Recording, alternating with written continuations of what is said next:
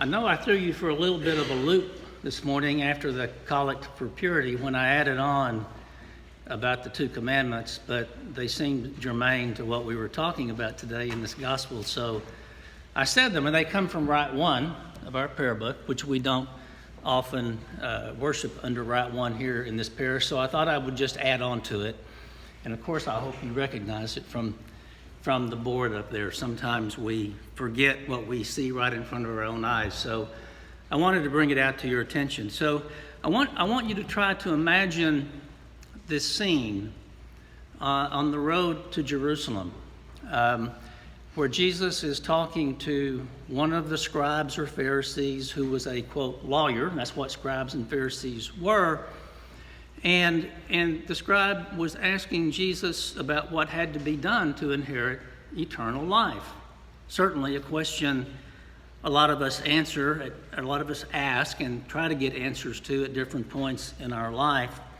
Jesus is heading toward Jerusalem. This is his final pathway toward Jerusalem and the cross that he knows is coming. So he wants to try to have his people understand his purpose and what he's doing. So a lawyer in the crowd asked Jesus to offer an opinion because he wants some help distilling the religious law in the detailed and intricate way that lawyers sometimes do. So here, as this scene unfolds, we have two educated Jewish men, one Jesus and the other the lawyer. And the lawyer's testing Jesus, and it's what people do back then. They're testing each other about their knowledge. But Jesus had a surprise in store for this lawyer because Jesus was really not your average young Jewish rabbi. He was something different. And Jesus regularly and consistently sort of throws people for a loop, gives them a few different things to consider than what they might otherwise have thought about. So this lawyer challenges Jesus, asking for exact instructions about how he might attain eternal life. So true to form, Jesus answers the lawyer's question with a question of his own, which is what Jesus often does. The question Jesus asks is, what is it? What is it that you need to have eternal life? And the lawyer says, do these things. Love the Lord your God with all your heart and all your soul and all your mind. So that's the right answer, and Jesus commends him and says this. But this guy is really not quite satisfied. He wants to ask another question. And the question he asks is, well, who is my neighbor? Who is my neighbor? And so, again, as Jesus does typically, he doesn't answer the question, he tells a story. And the story is the story with which we're all familiar, the story of the Good Samaritan. And you know the story as well as I do. And the man traveling from Jerusalem to Jericho gets beaten and left by the side of the road. There is a priest and a Levite. A Levite is one who serves the priest and is one who wrote all the laws of Leviticus. That's why it's called Levite. 613 Jewish laws you were supposed to follow in that day to the letter. That was how, in those days, you inherited eternal life. And so the priest and the Levite, although they know the law, very articulate in the law, they pass by this guy who's been beaten and left on the side of the road. But only the Samaritan stops to offer aid. Now, the Samaritan was really on the opposite end of society, opposite end of that spectrum.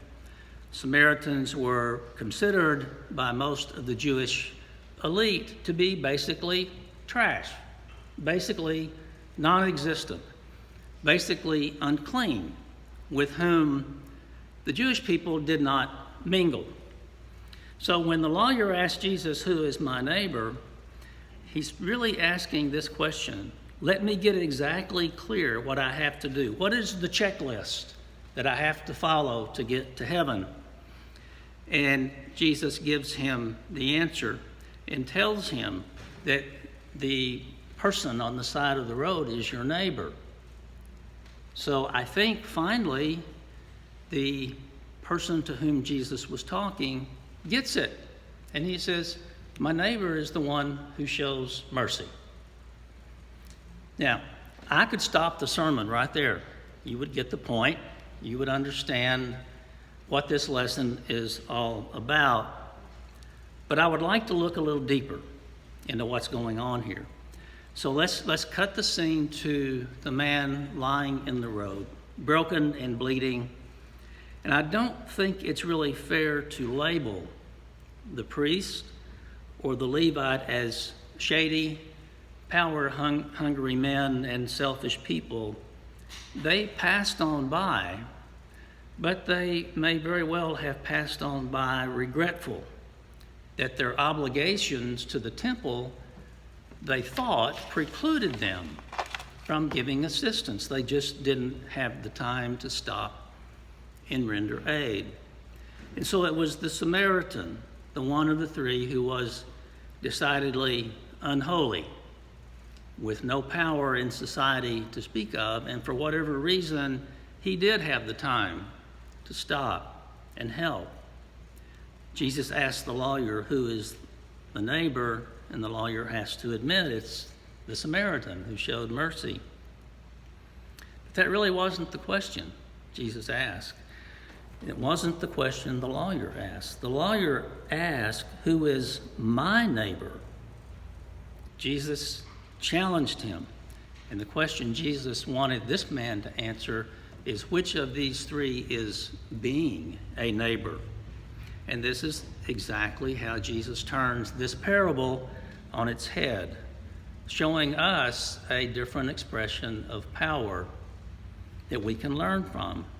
Jesus did not take out paper and pencil and write down the things that you have to do to enter heaven. He doesn't list your neighbors specifically. We might list today the homeless guy on the street corner, the person with the flat tire on the side of the road, the college student with nowhere to stay for Thanksgiving. But that would limit who our neighbors are, wouldn't it? Jesus is answering this question more broadly. Are you ready to be a neighbor? That's what Jesus asks us today in our time. Are we ready to be a neighbor? Jesus' story about powerful and holy people doing what they thought was right alongside a societal outcast who actually did what was right sends an upside-down message to the powerful lawyer in search of answers. Do you think you're powerful because you follow the rules? If you do, you're headed down the wrong path. True power comes from a faith that animates our lives and transforms our hearts. This gospel proclaims something more and proclaims it better and proclaims in a more powerful way that God pours hope into the hearts of all who journey in this hurtful world. That's who our neighbors are. Another thing about this gospel we must ask ourselves is, why does difference make so much difference? Why does the difference of the other make so much difference in the way we see fit to treat them? Why does difference make so much difference? Who is my neighbor? Can I have a list? That's the wrong question. That's not so important. The question is, how do I be a neighbor? Now that's a better question to be asked. So in this week's gospel, the traveler would normally have nothing to do with the despised Samaritan, nor would the Samaritan have anything to do with the traveler. But the vulnerability of the beaten traveler lying in the road serves as a portal for the Samaritan to enter in to his life and journey with him. As your pastor, one of the things I'm trying to do here is to help us live into the concrete ways of doing our mission, which is demonstrating God's love through Christ to the community, and to the world. When I arrived here, you already had in place 2 wonderful programs that sought to do this and do it well. One of them is the thrift shop, whose clientele is many, many people in this community and nearby who can buy very nice things at very low prices when they can't afford to buy them somewhere else. Many of you in this parish have served in the thrift shop for years for no pay, volunteering your time and opening your hearts to those others, such as the person lying on the side of the road.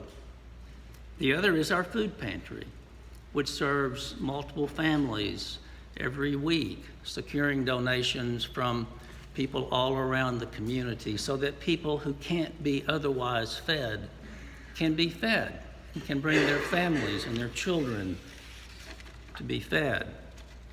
This year, we started the Epiphany Project, which is seeking to bring food and diapers and blankets and clothing to young mothers, young at-risk mothers and their children.